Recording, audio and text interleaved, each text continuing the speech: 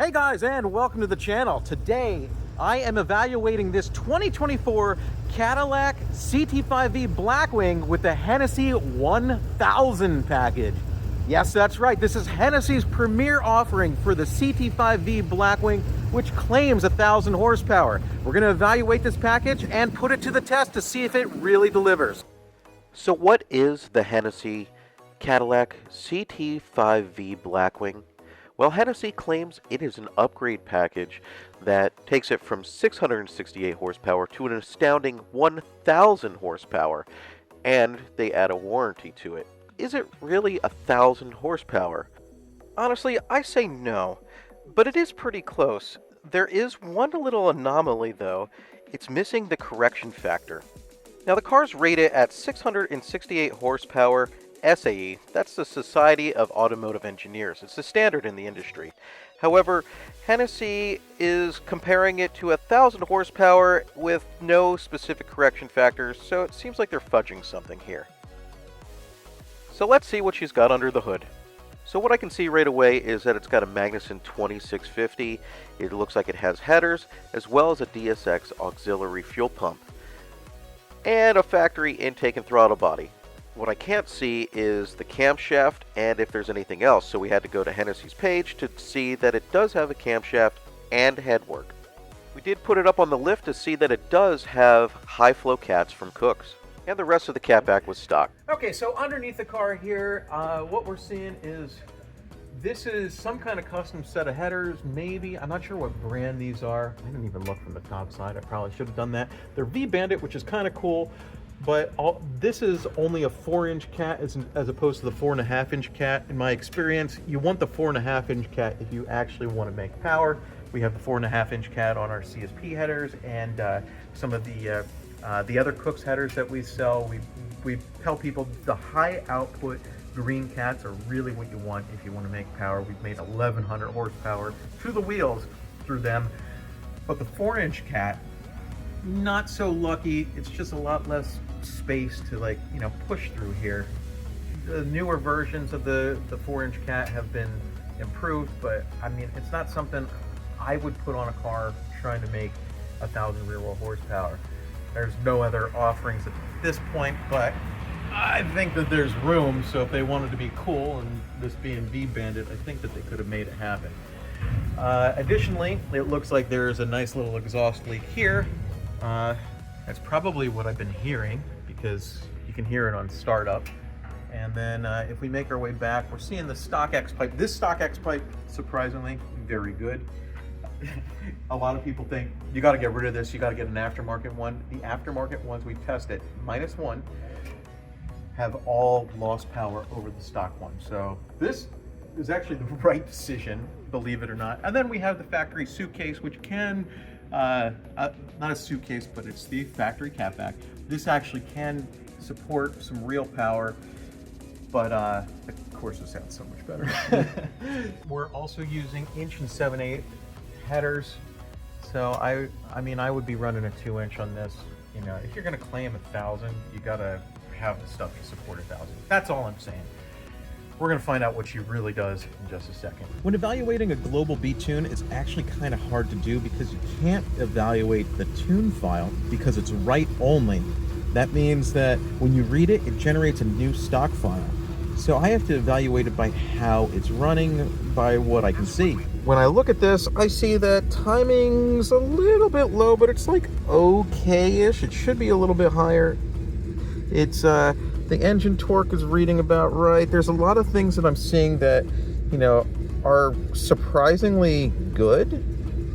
Like the mass airflow and the volumetric efficiency is actually pretty darn close. But then when I go to accelerate, this happens. She stumbles like crazy.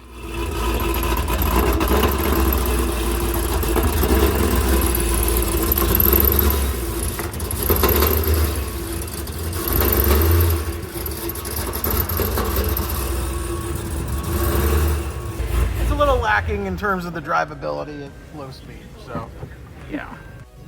So the drivability of this car is is honestly weird.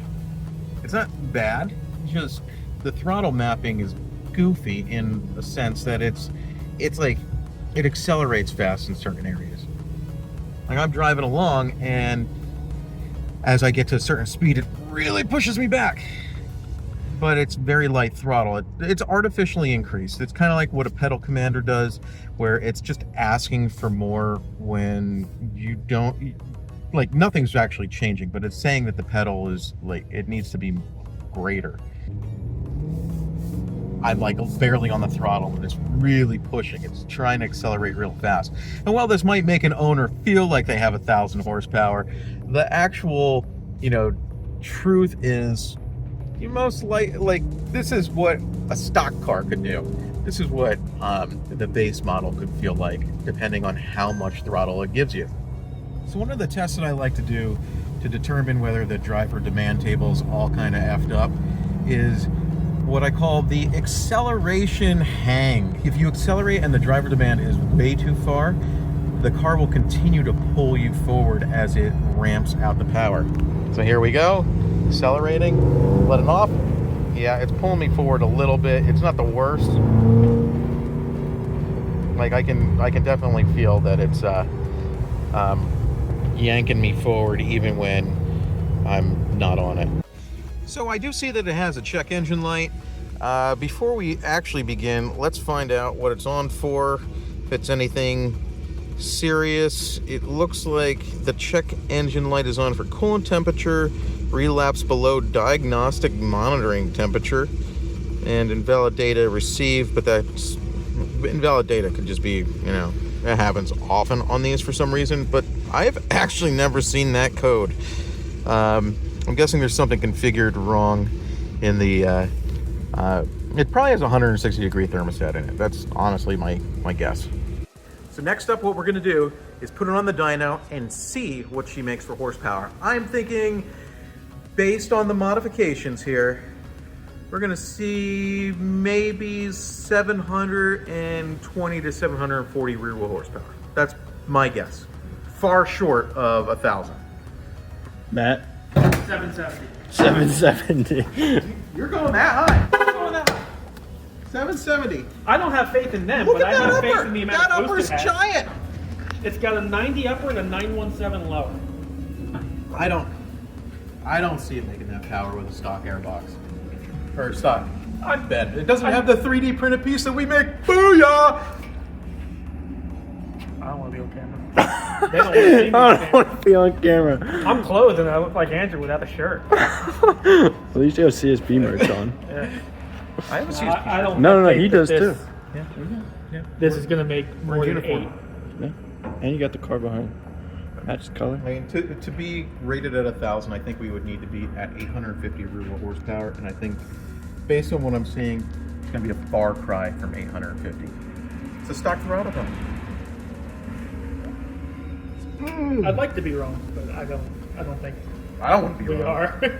Like, I want to be right. Well, I don't want to think that someone charged what they charged and didn't deliver what they said they delivered. I want to be the hero here, Matt.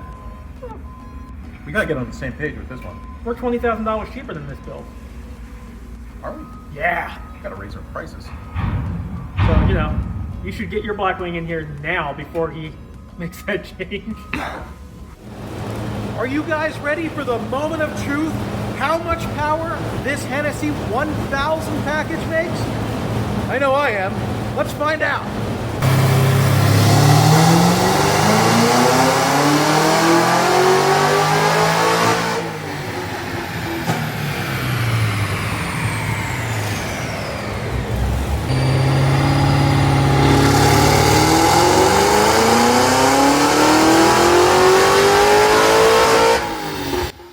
You can hear a funky womp womp as it ends, and then my microphone goes to crap. So in terms of tuning, I gotta give them some props. It can't all be bad. Things are in line more than I expected them to be.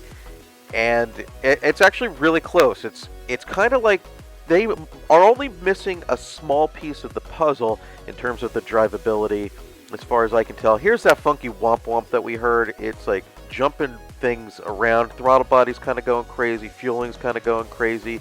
I honestly am not 100% sure what was going on. I can't read the tune to find out, so I'm just not going to find out at this point. The only other thing I saw was that it sprang a little bit into the compression stroke, but it looks like, based on all the data that I have here, these are things that I can fix. So now the fun begins. We're going to go past the point of no return where I will not be able to see anything that's on this computer or revert it when I load my bass tune, and hope to God that it works, well enough, because I do not have the information on what this camshaft is. Luckily, they've made my life easy because it's a factory airbox, so ideally the math should line up and I should be able to build anything that I need pretty quick. For this fanciness, we are going to be using the new HP Tuners MPVI4. This is a faster model.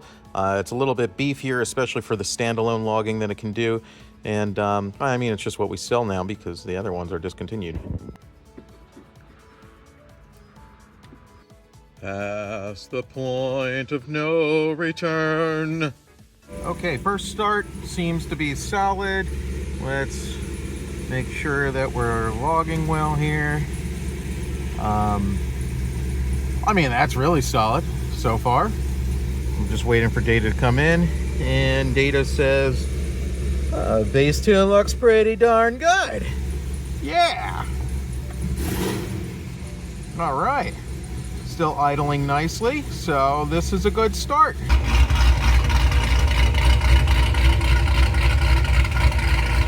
So an important thing to note is that the advance at idle is much nicer, so that's actually keeping things a lot happier. So now it's time. Let's see what the bass Andrew tune does.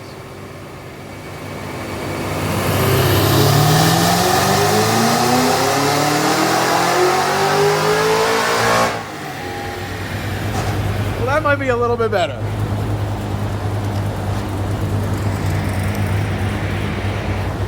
So the bass tune, look at that, 826 rear wheel horsepower from where it was at. Now, to be fair, we did do cold pulls with the Hennessey tune that was on it, and those were the numbers. It didn't drop too much, but we still should test to see if my tune drops any degree of power based on like heat now, and then adjust if needed.